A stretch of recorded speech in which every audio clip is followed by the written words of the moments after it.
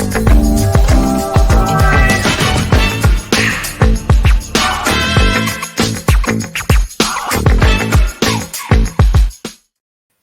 what's up, everybody? This is Dominic D'Angelo of I'm of OneTrueSport.com, AdFreeShows.com, and SEScoops.com. But I am here today. It is Straight Talk with the Boss, Magnum TA, and Greg Gagne. Guys, how you doing? We're live. Pretty good. Yeah, we're all still standing. We're all still here hanging out, making it happen. But guys, yes, we're live on the OneTrueSportTV.com, and on FullHorsemanNetwork.com. So get your questions in. Use the super chat. That really helps us out. It helps support the show, helps get the word out more. Be sure to like, subscribe, share, tell your friends, tell your enemies, all that malarkey, because we got a lot to talk about today because people are already asking some good questions, and we're going to get to them here. But guys, how's the week been? What's new on your guys' front? Greg, you were just on Busted Open. Talk about that a little bit. About what? Busted Open Radio. You were just on. I was on yesterday with Bully Ray and Tommy Dreamer. And, of course, a great one, David Legrec. Did a great job. We talked about, when we were competing with McMahon or trying to get everything together with USA Wrestling and some of the big cards we had. And, TA was one of the ones who actually was the main event in Comiskey Park. And, I wondered why it didn't work. Mm-hmm. Why they couldn't pull it together. Well, it's just too many big egos in those promoters. And we had one promoter who was trying to find our talent in the locker room to a contract while we're out there working in the ring. So it didn't go over too good with my dad. He wasn't pleased. Yeah. Yeah, we're going to have the main event was spectacular that night. Yeah. Somebody we know was in that. Well, the semi-main event, right? I can't remember who was in it, but it was some title match, NWA title match. Yeah. Oh. Some newbie wannabe, who knows? Okay. I saw that comment. Somebody made a comment told me I was a wannabe on some deal the other day. And but then we're also two grumpy old men on podcasts, according to some of the young generation. Is that what somebody said that about you? Yeah. Oh yeah. Yeah, they said that, and I said I said I resemble that remark. I don't like that. I don't either. Grumpy. I've never known you to be grumpy. No, I'm talking about a wannabe. Greg, you're the grumpy one. I am grumpy. That's even worse. I tell you what, some of those people that call in, some of the questions they come up with, some of the remarks they make, it's just mind-boggling and irritating. Oh yeah. I mean, there was one of the great athletes of our time in the ring, Magnum TA, and what he did for the business, was unbelievable. And to come in and say something like that, I'd kick the kid right in the ass if he was here. You got to laugh. You got to laugh. It's just the fact that we're still in the conversation, 40 plus years later is just cool in and of itself. And we got a generation that's unlike anything the world has ever seen. So, it's, you say things, you do things, you say things just to get noticed because, it's easy just to, they don't want to just jump on the bandwagon if something's good. I'll say something controversial. So I'll get a glimpse, a moment, make me famous kind of deal, but, I think it's all kind of funny, but, it's amazing how, even though things have changed so much, the things that made it great years ago still make it great today. And I watched MJF last night in the ring doing a one-man monologue, basically. And he put on a clinic of what you do as a big money ball player for any organization. And there are folks within that organization that are paid $1 bajillion, and there's folks that think they're the best thing since sliced bread.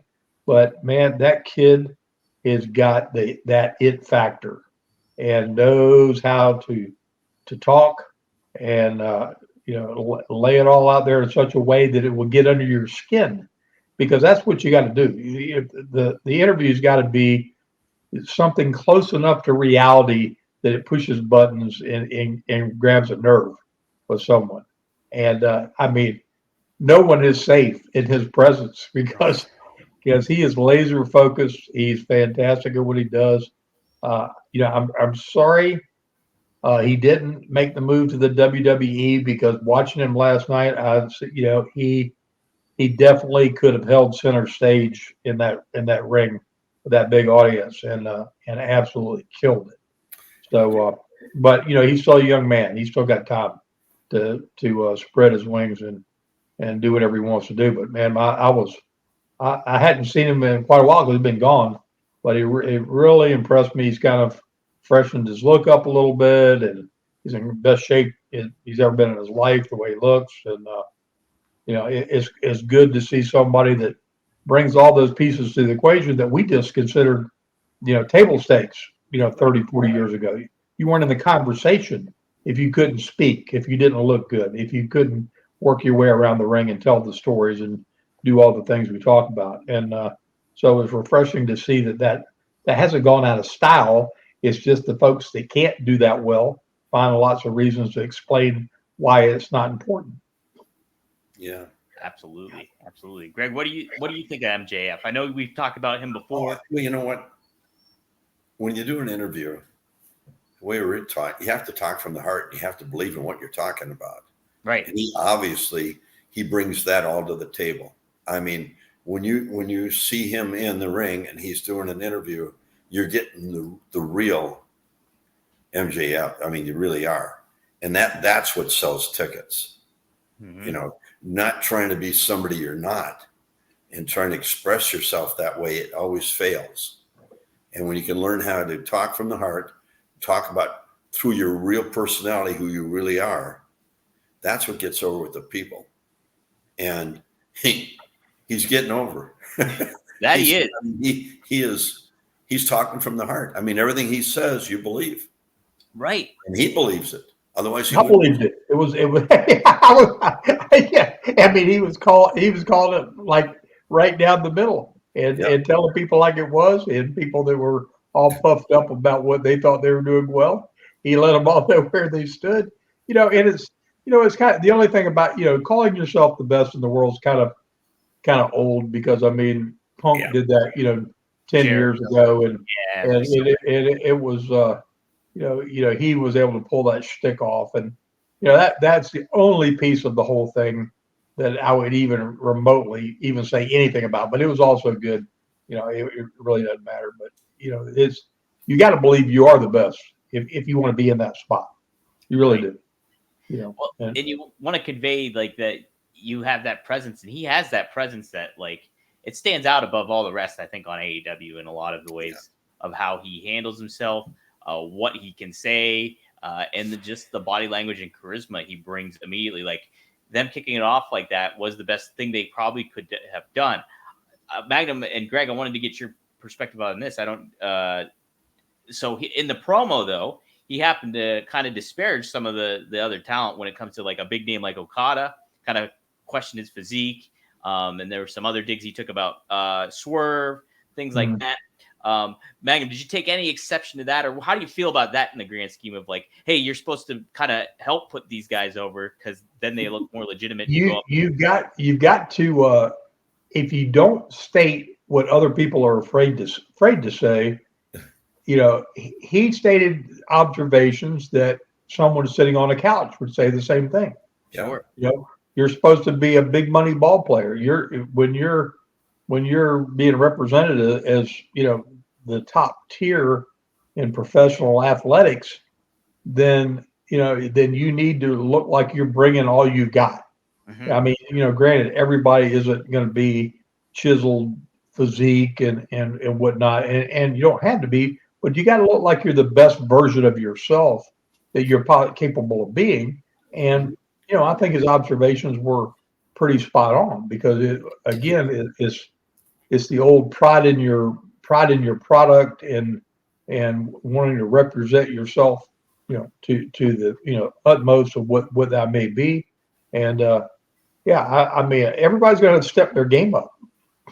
the other way you shut that up is to take some of that a little bit to heart, and and bring your game up to the next level.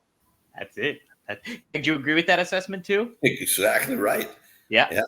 He'll bring out the best in the other ones. Mm-hmm.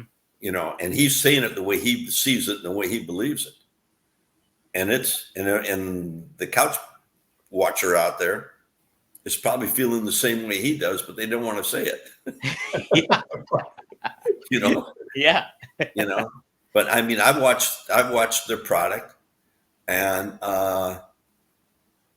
they have some good talent.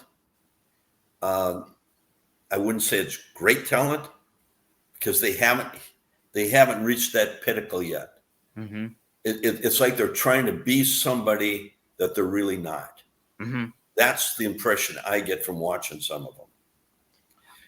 MJF, what you see is what you get. Mm-hmm. And that's the real him that comes out when he's talking that. And, they could all take a lesson from him on that. Not try to be somebody they're not. Mm-hmm. Be who you are. Let that inner personality really come out. That's when you make that connection with the public out there. And either they're going to like you or they're going to hate you. But either way, if you get them going either way, they're going to buy tickets. Exactly. I think too, a big missing point of AEW is they don't have a developmental system. It's like the talent is there, and then they give them a little bit of a spotlight, and they're not consistent with them. Whereas when you look at the WWE, they have NXT, a performance center, and even before a lot of those people on NXT get on NXT, they're working behind the scenes to get better and train and everything like that. Where AEW doesn't necessarily have that. They have they have the Nightmare Factory or Dustin Rhodes' Academy, but that doesn't necessarily mean anybody's going from there to AEW immediately. They could be going somewhere else. And so a lot of these talents that we see sometimes, it's baptism by fire. They're put right in the thick of the action, and it's sink or swim. They don't have time to screw up. They don't have time to learn and make mistakes and not have eyes on them immediately when it happens too. So I think that's another issue as well. You have to have that person in there that has experienced all of it, mm-hmm. and knows how to communicate it to them.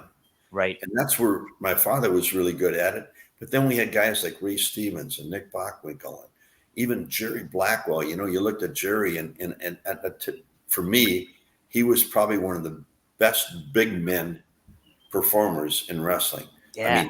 I mean, he wasn't 6'7", 280 pounds. He could move, but he could move with that big weight, and everything he did meant something. And when he talked, and he had that Southern accent, that people up north, the way he told that story, they hated him. But it's all those personalities. When they go back, we had great people around us to help us, and really focused on that point. Don't try to be somebody you're not, and don't try to project that to the public, because they won't buy it. Mm-hmm. And they've got some really good athletes down there at AEW, but they need some coaching. They really do. Yeah. Right now, who's ever running it, I don't know who's telling them what they should be and shouldn't be doing. But looking at it, it's like somebody does something, they come up, how were you? Oh, that was great. That was great. They're not all great. And you've got to take them and set them down and say, here, do this, say that, but let it come from your inner self, not trying to be somebody you're not. Boy, you guys sound really grumpy. Let me tell you that much. We what? You sound really grumpy right now. Do we? Literally. Well, shit, let's have some fun then. Come on. No, I agree with you, though. Get off that subject then.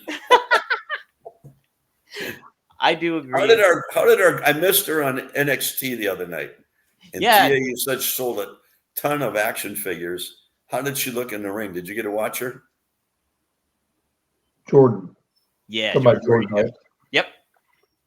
Yeah, I didn't get to see the match. I've got it taped. I'm gonna go back and watch it. Yeah, that's what I did. I taped it, so I gotta watch it yet. I saw her come out in the entrance. It was an NXT TNA on her back. She's got quite the presence about her, and there's some talk that she's going to win that NXT Women's Championship this weekend, and I wouldn't be surprised. I think TNA has some probably good people behind the scenes. I know they do that are helping these people and developing them. And like you said, you need that core group of people that can help develop those people. Right. And I don't know, TA, maybe you know better than I do with well, you're missing something from 30,000 feet. It's not they don't have the people; they have the people. When the guy that owns the company is happy with what's going on, it's going to keep going on like it's going on until one day he has some amigo that becomes his new best bud, and changes his perspective. Then you'll see all those things. They have the capability of doing all the things we're talking about. They got the guys in the wheelhouse that know how to do all those things we're talking about, but they're doing what the owner of the company wants them to do. Okay. That's the end of the story. It really isn't up for any other debate, because if they weren't doing what he wanted them to do, they wouldn't be employed. And they are, and they're making a lot of money, and it's his baby.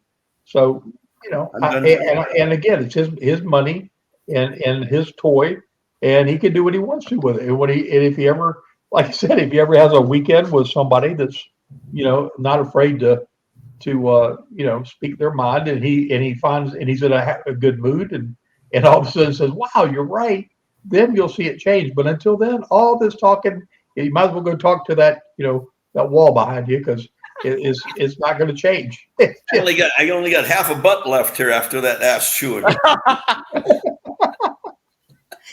I think you should befriend Tony Khan, and then you can bend his ear and tell him all this. Yeah, I couldn't do it. I don't have enough patience. I would. Yeah. And like I said, it's not like it would take somebody who's been on that level, like a Eric Bischoff type guy, to be able to throw his strategically. I'm just business now. I just have nothing to do with personalities. I'm hanging business. It would take somebody of that nature who's worked on a corporate level, a television level, on that to that degree, to do something like that, and it won't ever happen because of the huge personality conflict. And Eric Bischoff. You're setting him for so much pain, Magnum. Well, I mean, it doesn't have anything to do with the past or personalities or nothing. It just has to do with sheer, success rates. And I listen to all the other, lots of the other podcasts. I listen to, I listen to him. I listen to, Busted Open. I listen to a lot of these different folks, and it's hard to get your head around something as large as producing that many hours of television a week. It's a monster. It's an absolute monster. I or Greg, either one, could probably help them storyboard and line one through one show through the next 6 weeks and have an ongoing storyline that would make sense. But to make that go through Monday through Saturday, and it all makes sense too, is a absolute monster. It is a monster, and that's why it takes somebody with a really great, big, broad view that can say strategically, if you did this, and this, and all these different places, and can hold that consistency together, you could see some changes. But it is so big. You can't armchair quarterback this thing and poke holes through somebody's game, because I know what it was like at WCW just to create the numbers of hours of television they were, and how daunting it was for Dusty, just creating television. And man, 2-3 hours of television, give me a break, and multiple times a week, poof, that's just too much and fudge. Well, one guy can do it. You need a team. You need a team to do it, really. Well, who we got 3 of us here. I'm just afraid to say anymore because, like I say, TA chewed my butt off. I like Logo just walked in and she looked at me. She said, "What happened to you?" And I said, "TA." half his ass is missing now. Oh, anyway. Hey, I dig it. This is we're feeling the fire here. It's the fighting spirit going on. I dig it. I'm still just drinking water. I haven't even got all the good stuff yet. Look, yeah, I got a beer in the fridge. Maybe I'll grab that beer. Down. Maybe I'll grab that beer in the fridge. Hey, we made history, guys. History is made. We got somebody watching us. Our first super chat, Dwayne Atkinson, $9.99. Thanks so much. Magnum, I met you many moons ago in Fayetteville, North Carolina. Any good memories or matches you might remember? Thanks for sharing. I'm a huge fan of the podcast. Thanks a lot, Dwayne. Magnum, any memories of Fayetteville? Yeah, it was amazing because we were, when we went there, it was a little small building, but like Elvis Presley performed in this building, and just the ambiance there was just crazy and electric, bunch of people. But we'd go there a lot for television tapings, and it was so it was so alive and on fire. And on the babyface side, we had a little place that was like looking out of a block out of a wall. It's how we could watch what was going on in the ring, and we used to just sit there and watch each other because you could hear the crowd popping and going crazy, and you couldn't help but want to see what was going on if they didn't have a monitor back there. But it was fantastic building, great bunch of fans.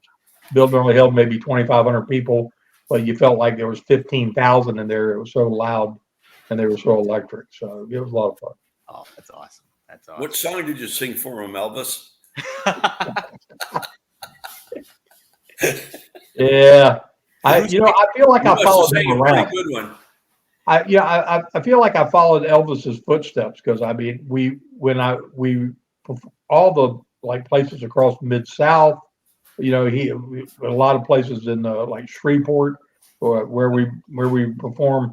Yeah, he was in those venues, and there was like old timey guys working around the back that you were there when Elvis performed. They were still working in the venues in the building, and Flair and I broke Elvis's record in Norfolk Scope attendance record back in the mid '80s, and that was so surreal for me because I went to see Elvis live in that building in 1976. Wow! And as I watched him as a kid perform, and then I'm in that building, in a this crazy sellout with Ric Flair for the world's heavyweight title, like less than 10 years later.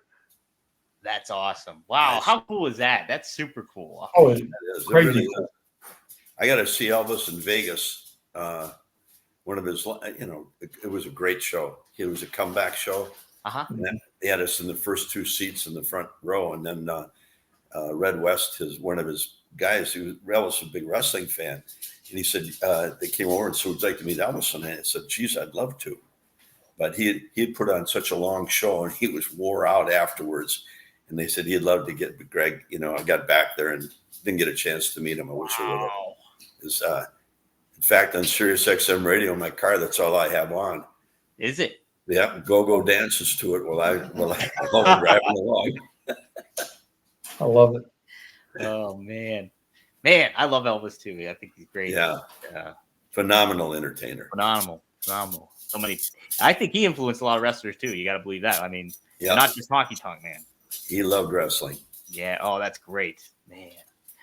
Let's see. So, guys, yes, as you saw, our first super chat ever happened. So, if you guys want to get right to the front of the line, use the super chat. It helps out the show, helps out us, and helps out One True Sport and the Four Horsemen Network. So, but yeah, if you guys use the super chat, you'll get bumped right to the top. But we do got a bunch of questions here, so let's get to it. There's a couple from last week. Let's start with this one.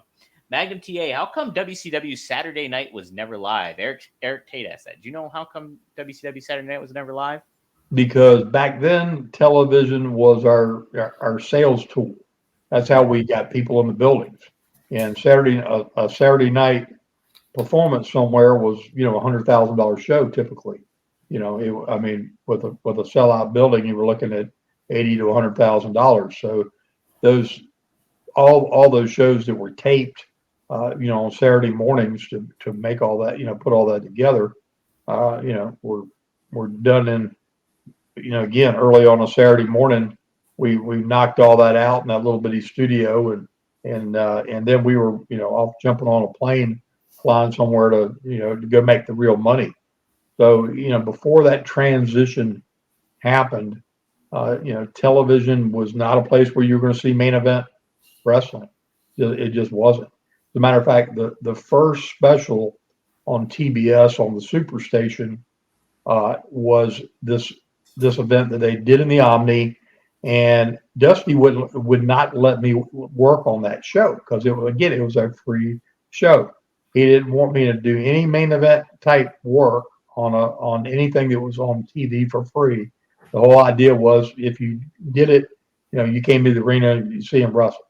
So they had me like I didn't even commentate the show. I guest host the show.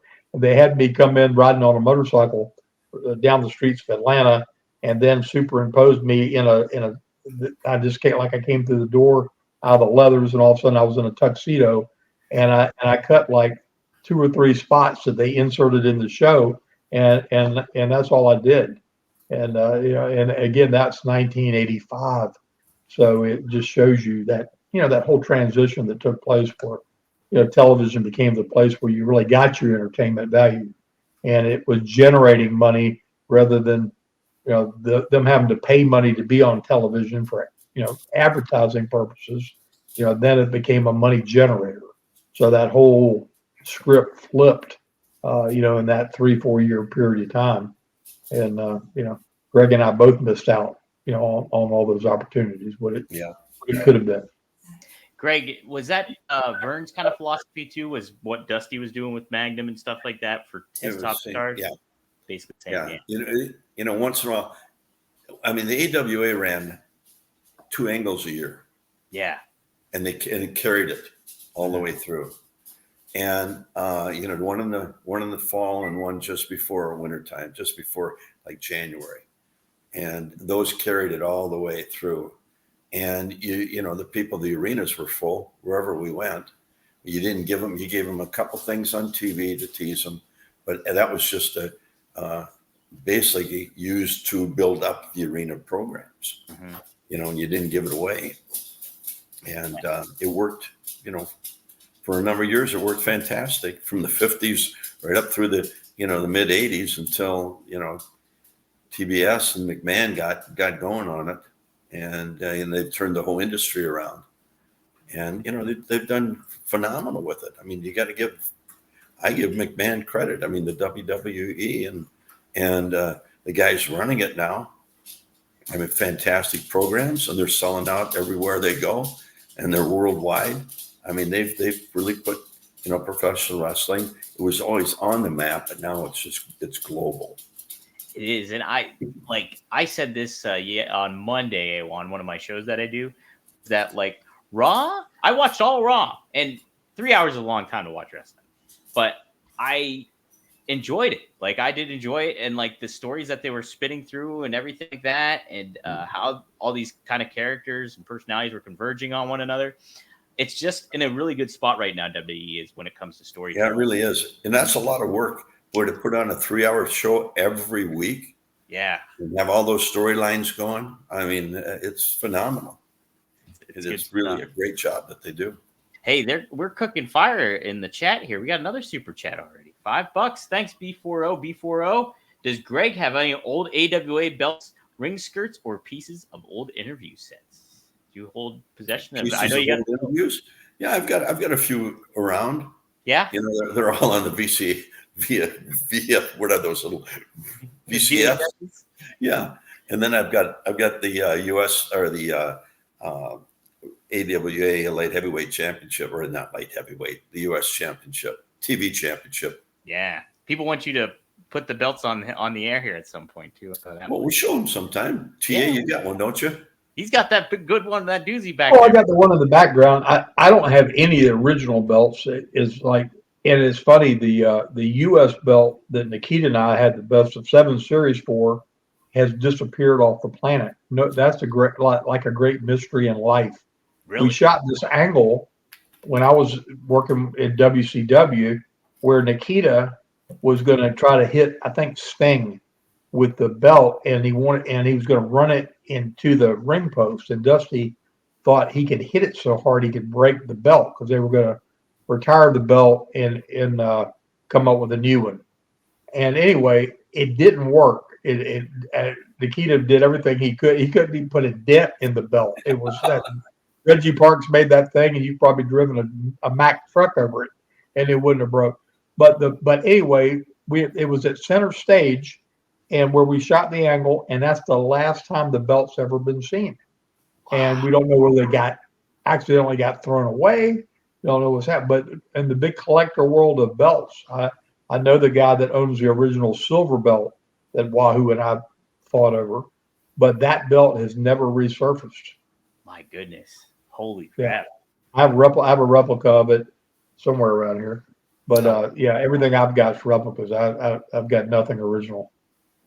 Man. Well, I've got one original, and I don't know if my sisters have Vern's or where it went, where it disappeared to, but it's not in my hands, that's for sure. Do you know where the original AWA heavyweight belt is? Italian asks. I don't know where it is, but it was originally, and I put this on Instagram the other day. It was originally the Police Gazette belt that was given to Vern like in 1953. Whoa. And then eventually he turned that into the AWA championship belt.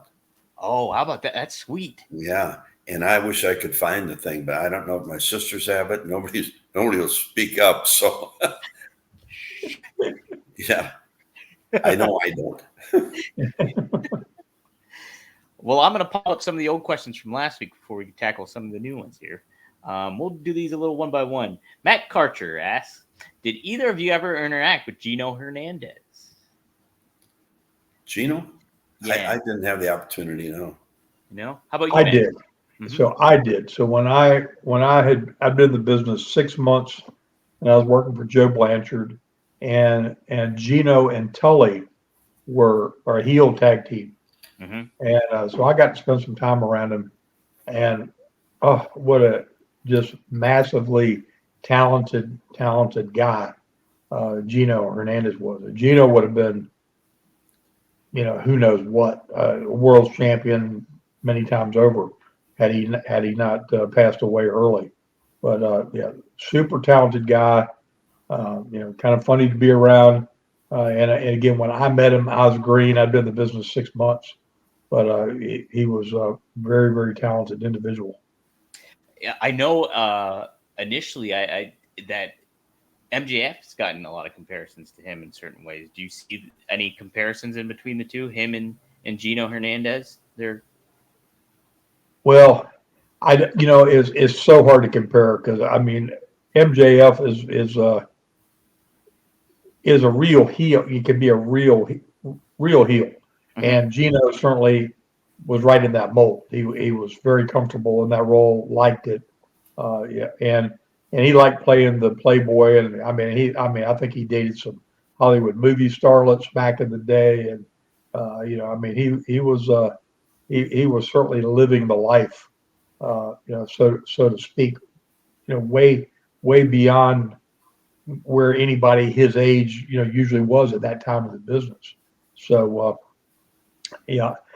I could see if MJF had been in that genre in that time frame, I could see a comparison for sure. Yeah, absolutely. All right, good question. Jacob Dorfman from last week. Hey, Magnum, how come Harley race feud never got started? So it was never supposed to be a feud. It was a kind of a honor thing, like a test thing. Mm-hmm. So this is when the whole conversations about the world title were stirring up. And back then, the NWA and the committee and the group, you had to be approved on a number of levels to get the nod to represent the National Wrestling Alliance. So Harley and I got to work just like one time, and we struck up a very unique friendship that lasted way way past that, and way past my time in the ring, and just a super guy. But he was a man's man, tough as nails. Fun to be around in the business. Enjoy it. Like I said, one match with, and the one spot you like this, Greg. And so I was. He calls a spot, and he says he wanted simple little deal. Wanted me to leapfrog him, and I saw him coming off the ropes, and something in his eye, I knew that he wasn't going to duck a little bit, not an inch, not a centimeter. He was coming at me Mach 7, and he said leapfrog.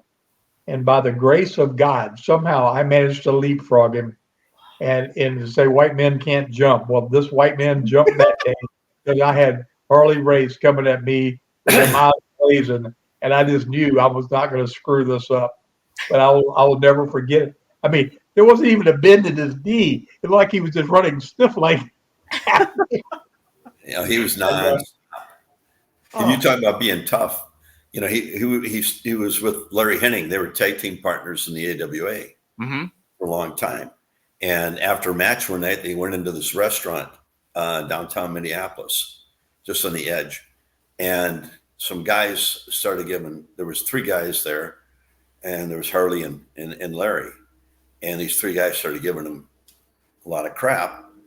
And eventually, Harley got up, walked over to him, and the guy stabbed him right in the side. And that damn Harley pulled that knife out, and he knocked out 2 of them, and Larry knocked out the other one. Oh, my God. Yeah, cleaned the thing out. The police came, and Harley walked out, big gash in his side, got in the car, and Larry drove him to the hospital, and he got sewn up, and he was wrestling about 3 days later. Oh, my gosh. That's crazy. Yeah, he was a tough son of a B-boy. I was fortunate enough to interview Terry Funk back in 2024 or 2020. I mean, and it was covering his autobiography that he wrote. And in the book, he mentioned that Harley Race, he would name the top 2 champions of NWA was Harley Race and his brother Dory. He said that's what he labeled it as.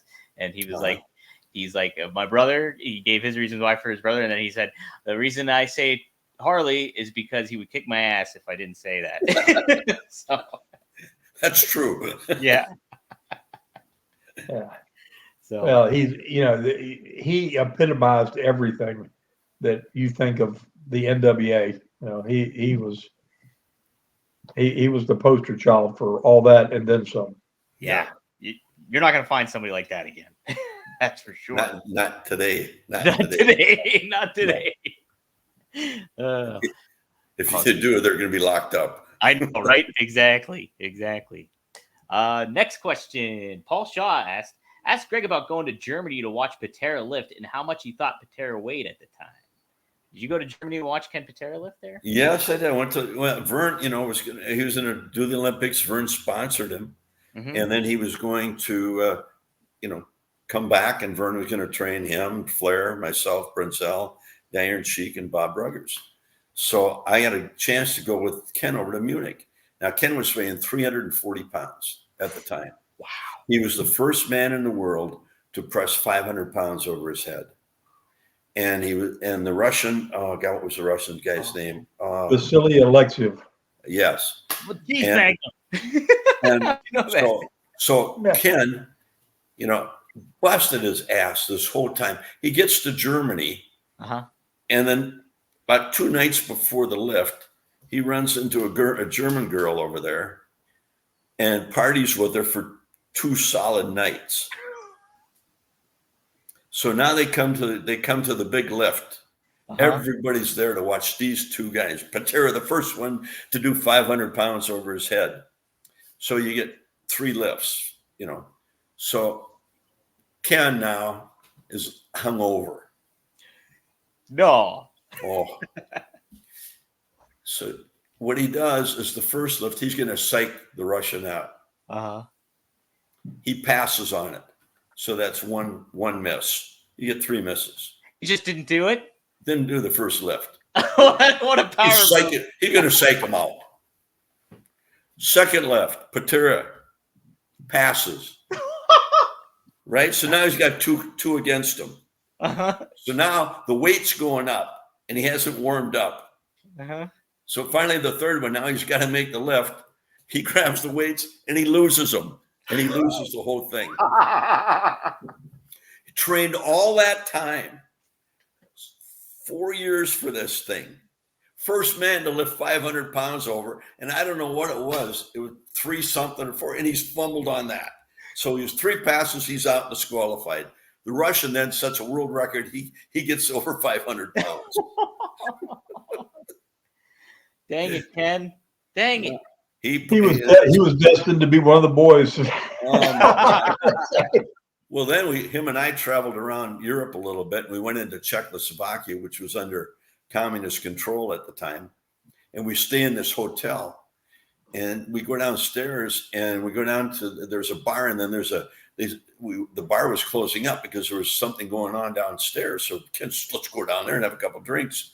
We go down there. The Communist Party is holding a convention. Wow. And somebody's talking, and Patera comes in, and he starts screaming at him. You commie bastards. We're going to come over here. We're going to run you out of Czechoslovakia. And I said, are you nuts? We're going to end up in prison here. We'll never get out of here. In Czechoslovakia, we were in Prague at that time. All it was on was streetlights, and they were real dim. And there was 2 soldiers with machine guns on every corner, and they're all Russians. And this numbnuts is screaming at him. And I'm thinking, we're never going to get out of here. Oh, yeah. Yeah. So the next day, we got out of Prague as quick as we could. Thank God we made it out of there.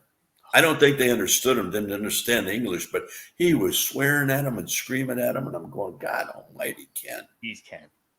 Pump the brakes. They're pointing at the door, and finally got him to go out. Oh, but, all that hard training. And then he goes over there and he's out drinking with this gal all night, 2 nights in a row. That's the true story of Ken Patera in the 1972 Olympics. How about that? Liam Evans, he's a member on One True Sport. Thanks for joining. He said, I recently read Ken's autobiography. A brilliant read. Highly recommend. True badass. So, all right, I'll have to look into that, Liam. I'll have to look into it, too. I wonder if he told that story. Probably left that one out. You might have left that one out. Yeah. But Ken turned to wrestling, and he became a heck of an athlete, a heck of a performer in the ring. I mean, he was a super athlete. I mean, 340 pounds. I think when he left the camp, he was down to about 310. And Flair came in at 297. He was with Ken working out with him, and whatever else they were taking to get that big. But yeah, they were big. They were big. And Rick ended up from 297. He was at 260 when he left the camp. My goodness. And that was before the plane wreck? When he left? Oh, yeah. This was training. This is. Oh, this is okay. So, yeah. Okay. Yeah. This when we were training. Yeah. Oh, man. All right. We got another question here. Italian, I never heard of the ring rat. Were the ring rats in AWA, Greg? What about them? Were the ring rats in AWA? What were they? Ring rats. No, were there any? Were there any? Were there ring rats in the AWA? Yes. And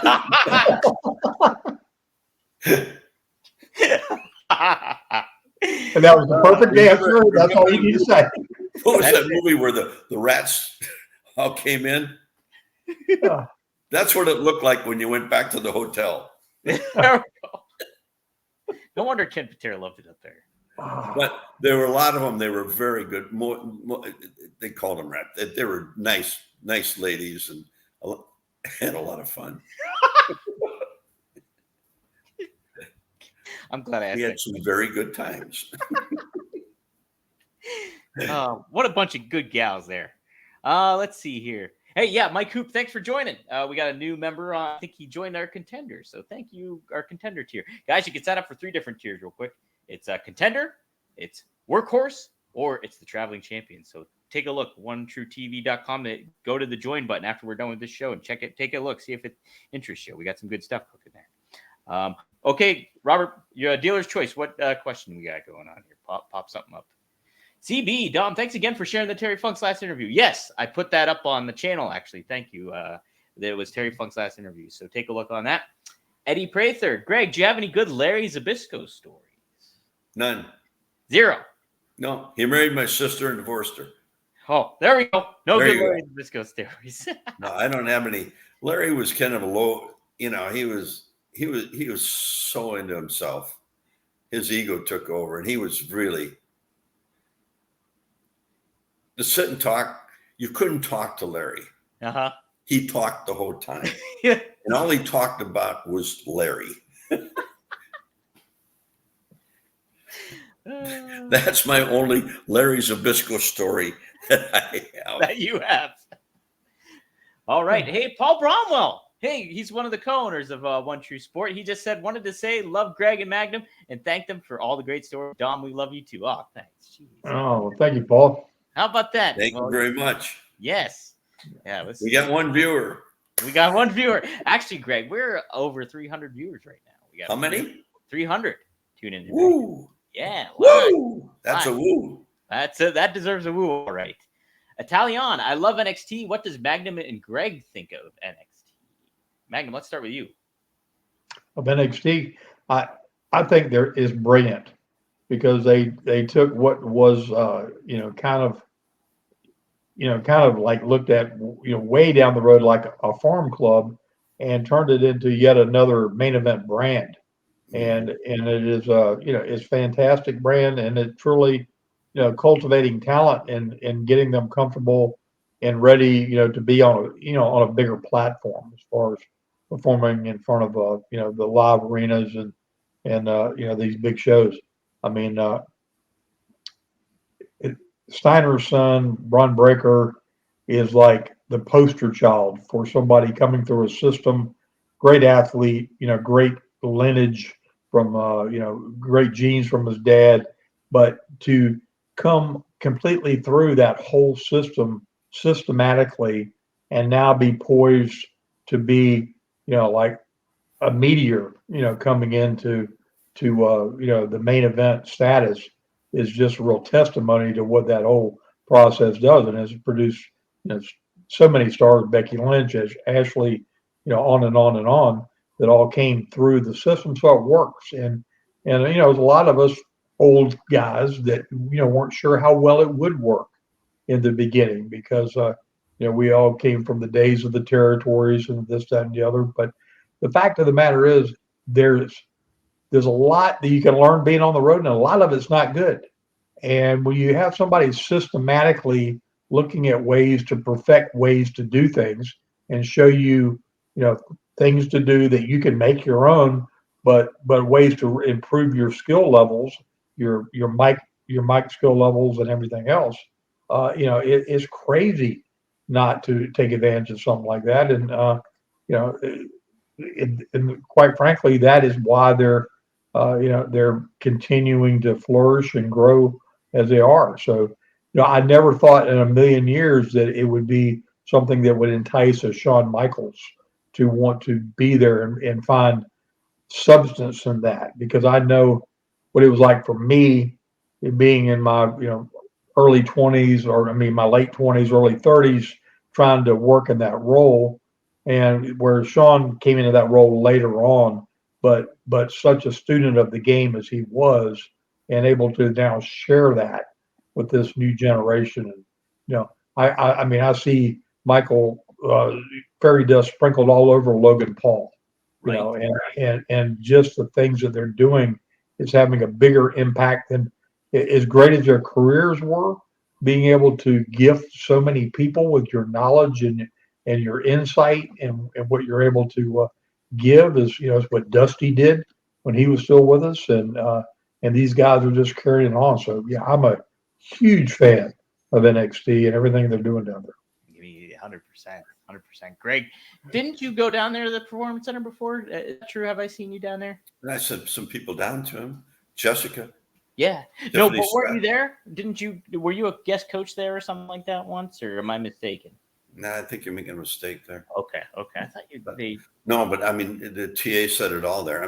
It's phenomenal, and that's, I go back to the way, Vern brought people into the sport and went through his training camp and, trained 144 people, and then sent them to different areas, different territories to get developed and then bring them back. And those were his main event people. Here, what the WWE does, they create it right there and they build their own stars through that and putting them on TV. They get used to being on TV. They get used to the what it takes to become a professional wrestler. And with Sean down there, overseeing it all, they couldn't have anybody better than that. Yeah. And they've done a phenomenal job, and they've turned it in now to a TV show that's getting very good ratings. Right. They're building up with people that, now they're presenting people to them that once they get out of there, they're ready to go into Raw and become main eventers. Yeah. And that's what you want. And that's where AEW is kind of scrambling. They get talent, but they don't have that opportunity to have the right people develop them to the way they need to be developed to make that next level. If that makes any sense. It does make sense. I think to what like Magnum was yelling at you about earlier. He's always yelling at me. Was that I think every day he yells at me. I call him up and starts yelling at me. But you're not doing anything. Yeah, but I'm doing all the work here. There's just more structure. There's more structure in NXT. You can see there's a certain cohesiveness to what is getting across. There's a certain protocol that I think all talent is able to follow and understand, and they each develop from that, and whereas AEW, it seems a little bit more fast and loose. And then on top of it, he has the final say that isn't on top of everything. I'll from my perspective. So I think that's a little bit of a different thing. But I love NXT, and it's kind of neat because you mentioned how they're growing and getting bigger. The past 2 weeks they've had some of their best ratings all year. These past 2 episodes. Now they're doing arena shows. Yeah, The Battleground is taking place. I can't remember where exactly. Robert, if you know in the chat, put in the private chat where Battleground is taking place. I know it's phenomenal. I mean, they've really got it down. They do. And you got people that know wrestling running it. And know what they need to do in the ring, what they do out of the ring, and the people that come out of there have a respect for the business, and that's what's really important. Oh yes. Oh dang, it's in Las Vegas. That's right. It's in the UFC Apex, so that's gonna be neat, man. I can't wait for that. That's right, man. That's awesome, man. Yeah. Well, I bet with the UFC relationship with the company, we're going to see a lot of cross branding things going on, with those two groups. So that'd be pretty cool. That's gonna be awesome. It really will be. It's only gonna make the product bigger and seem bigger, so that's the good thing about it.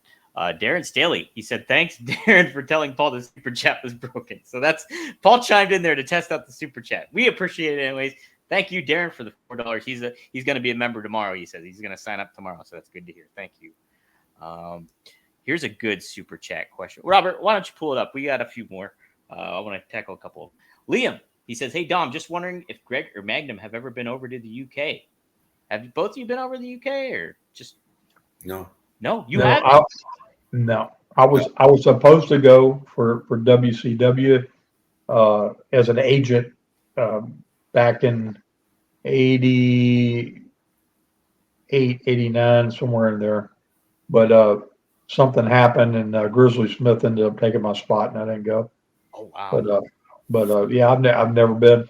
I'd like to just go over there, seeing the culture, kind of seeing what it's all about. They certainly got a unique and passionate group of wrestling fans over there, for sure. Oh yeah, 100%. We had a lot of them from the AWA. Horst Hoffman, Billy Robinson. They were big stars. Little different style. I never had the chance to go to England, but I did, we did wrestle in Japan, and that's what TA did too. That was really about the only overseas one we really got at that time. Didn't have the opportunity to go to England, and I don't know, their style was a lot different than what our style was. And only a few people really came over from England that really made that transition into the American style of professional wrestling. Billy Robinson did he did a good job of it, and Horst Hoffman did a great job. Those are two that really stand out in my memory. Did you like the British style, or was it just not? No, you didn't like it. Hey, honestly, well, it was different. It was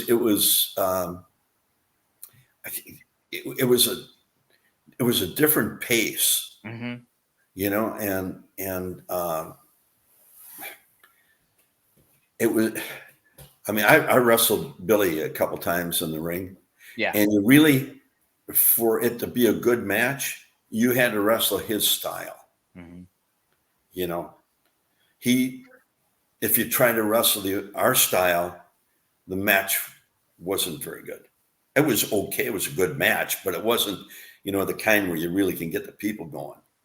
And I wrestled him about 3 or 4 different times and had okay matches, but to me, they weren't, not getting those people really involved in the personalities. It's not conveying the story you want. Yeah. In the ring. Yeah. And I just remembered something unique. So that trip that I didn't go on, the Grizzly went over on, he met a young man named Steven Regal. Regal. And came back and said, this guy's got it. And it was very shortly thereafter that he was brought in WCW and got his start, here. But he was discovered on that WCW tour. Wow. How about that? And what a discovery he is too. Jeez. So good with who he is as a character, persona. He's very particular. I used to produce his podcast, and he was, he's such a smart guy. Did you really? Yeah, used to produce his podcast as well. So, or do his social media, I guess it was, but in a way produce, I suppose. But yeah, he's very smart. I love Steven Regal. Wait, who else are you doing here? Oh my gosh, I'm all over the map. Are you really? Yeah, I produce for Kevin Nash, social media for Kevin Nash, host RVD, host Bill Alonzo, host you guys. Then are you doing social media for us? Oh, kinda. Yeah, you're on the one. Kind of. You're supposed to be promoting this thing. Well, no, you're on the one. Well, you're the social media guy. Let's go. We got the 4 Horsemen Network. I don't even know how to get on the social media. Otherwise, I'd be promoting the hell out of it. We'll help. Yeah, we're up on One True Sport. So, guys, follow One TS Sport on Twitter. That's where you're going to get all this kind of stuff. You're going to see us. Well, we're not live on that one. We're live on Arn Anderson's Twitter today. But how do you get on Twitter? Oh, you don't want to know. You don't want to know. You don't want to know. Hey, here's a good question though, Greg. Let me pull it up. Oh, Robert's got it for us. Greg, what are your thoughts on Tiffany Stratton signing with the same agency as The Rock, Cena, and Batista? Now, Robert adds some clarification to this. He says, Tiffany signed with Paradigm Talent Agency and has said she wants to transition to Hollywood by 30. Paradigm says they want to model her career after those guys, but the same people do not all represent them. So what do you think of her signing with the talent agency? And do you think she has the ability to make that move over to Hollywood, so to speak, too? She can do anything. She's got that attitude. She believes in herself. And, that's what it takes. First, believing in yourself. And she's got an ego, and you have to have that ego. And, she's come a long way from where I had her and where she is now today. Yes. But, and she did it quick. But she was smart. She'd listen. She caught on quick. She's a great athlete. She loves the limelight. So I think she'll fit right in. And I'm glad she did it. Heck yeah. Good move. Hope she remembers me down the road. You're gonna get her in the Oscar speech. You'll get me. I didn't charge her anything to train her. So Tiffany, come on, baby, take care of old daddy here a little bit. Help out Greg a little bit. Throw me a bone once in a while. Right. Give us a retweet. Yes, for sure. How's that sound? All right. We should get her on here one day. We should get her on. Definitely. I agree. Robert, dealer's choice. We only got 2 more left. I see in the chat here. CB, Greg, what changes would you make if you were booking AEW? Oh boy, that's a loaded question. That's loaded, man. I'll tell you what. First of all, I'd bring in about 4 great veterans of the ring to help out, and TA would be first. TA would jump at the chance. You need to bring a core of people in to really get that, everybody thinking the same way. Mm-hmm. And again, like TA said earlier, if Tony would allow that. Yeah. Mm-hmm. He listens to everybody, he's got some great people, great talent there to listen to, but you have to be the right person to cut them off where they need to be cut off and say, no, this is the way it's going to go. You formulate what they've told you into the story. Right.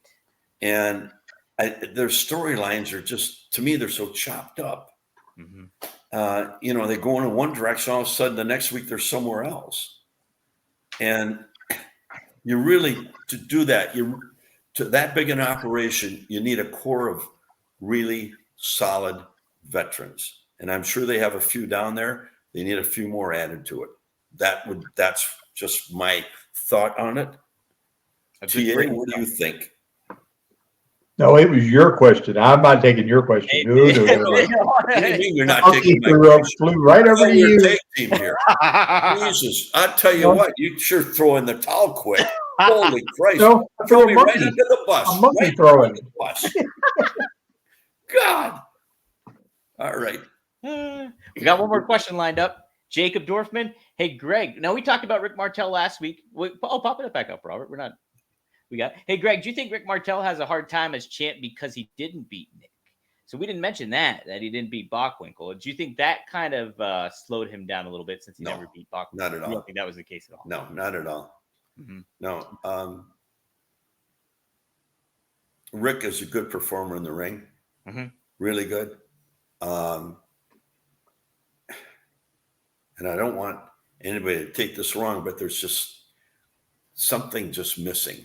Mm-hmm. And I don't know what it is, because he had the looks, he could work in the ring, he got over wherever he went, but I don't know if you consider him a big money man. Yeah. I mean, I thought he fit the role as a heel. I mean, I like Rick personally. I mean, he's a great, great guy. Mm-hmm. He was great for the AWA, greatest champion, but you have to be able to put asses in seats. Mm-hmm. Yeah. No, I think he was great as a heel. I think I mentioned it last week too, or if it was last week, we talked about him, but that I think the language barrier, like I think a little bit of not they didn't have trouble. He could speak English, obviously, but the French kind of thing, French Canadian. Yeah, it was tough. Yeah. So that's always tough. Cool, guys. I think that's all. You know what? Andre the Giant is our white whale. We're never going to get to him. We're just going to keep saying it, and it's just not going to happen. Well, that's what you told us at the beginning of the show. We're going to talk about Andre. Yeah, right. And I had all these stories about Andre, and now I forgot what they were. Well, hopefully you'll remember them next week. I think we're going to get to it. We'll see. Yes. But guys, this has been a lot of fun. Episode, I think it's 23. Michael Jordan has been in the books.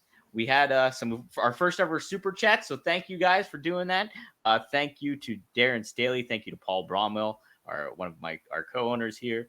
B40, and then we also had Dwayne Atkinson making history, being the first person to ever do it. So thank you so much, guys. If you guys want to participate and get right to the front of the line, you always use the super chat, but I always keep my eyes peeled for the questions in general. So. But we appreciate everybody engaging with us and asking some great questions here this week. And guys, this was a fun episode. You cracked me up, Greg. You guys both cracked me up, and I'm glad Magnum chewed you out a new ass. Get going on that social media. Yeah, you got it. I'm 75. I don't know what to do on it, but I know we have to promote this program. Oh, yeah, we're out there, man. We're out there. PA does a great job, Dom. If you got that social media and you're telling me you've got all that hooked in and you're not plugging us, brother, the drop kicks are going to start flying and they're not that high anymore. Oh, geez. So picture that one. We'll get on it. But, guys, speaking of social media, you can follow Greg at Gagne.Greg on Instagram. You can follow the Real Magnum TA at The Real Magnum TA on X. You can also follow him on Instagram at Magnum_TA on Instagram. You can follow me on Twitter at Dominic D'Angelo. Follow One True Sport on X at 1TS Sport. And then, hey, go to the Four Horsemen Network. You can follow that channel too on Twitter. Go at Four Horsemen Network. And yes, you will see more stuff with Gagne Magnum on the One True Sport Network on all our social media handles. So be on the lookout for all that stuff. Thank you to Robert D. Felice, our great producer. And what a great time this was today, guys. What a great time. So thanks, TA. Yep. We'll see you guys next week here on Straight Talk with the Boss. Magnum TA and Greg Gagne. Nice job, Dom. Thank you.